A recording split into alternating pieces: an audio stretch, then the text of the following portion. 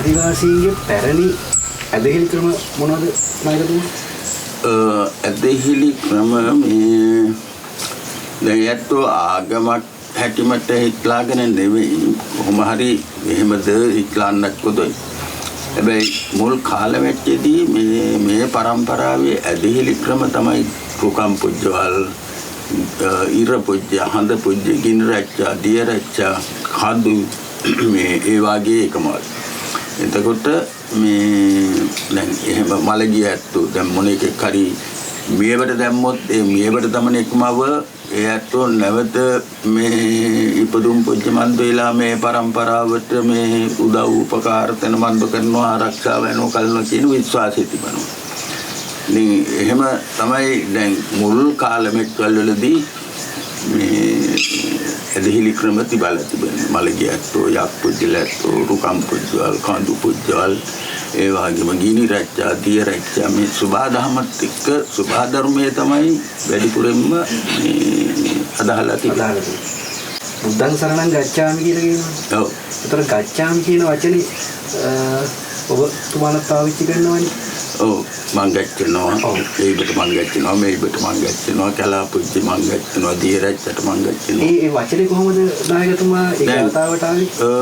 දැන් එතන තමයි මෙහෙත්තන්ට මේ තිබෙන ගැටලුව.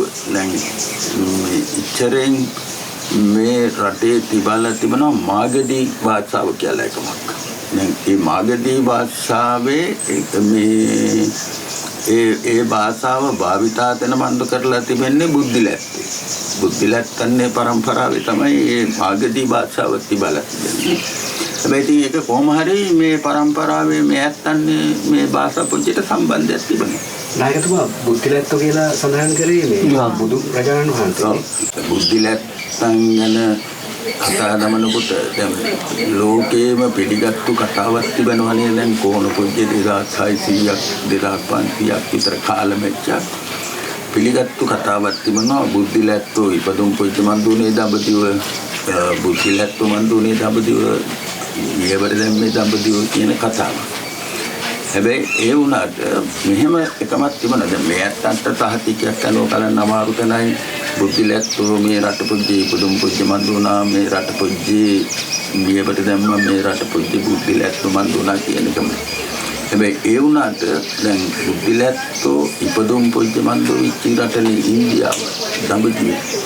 ලොකට ඉන්දියාව දිහා ඇයිදු කොලට මන්දු කරනකොට වැඩි තැනක්ම ධාතුන් වහන්සේලා බුද්ධිලැත්තන්නේ ධාතුන් වහන්සේලා තිබෙන්නේ මේ රටේ. ඒවා කොහොම මන්ද වුණාද කියන එකම සමහර වෙලාවට මේ රටේ චාරිත්‍ර වාරිත්‍ර හොඳයි මේ රට බුද්ධ ධර්මයට ගරුතන මන්ද කරනවා કોઈ කාලෙක හරි මේක ආරක්ෂා කරන මන්ද වෙන්නේ මේ රටේ කියන හිත හිටලාගෙන ඒ කාලෙක වල රඳාපු රජාකාරී ලැත්තෝ මේබටම වැඩි තැනක් යනවා කල හැවද කියන එකම ගැන ඉස්ලාන්න තමයි.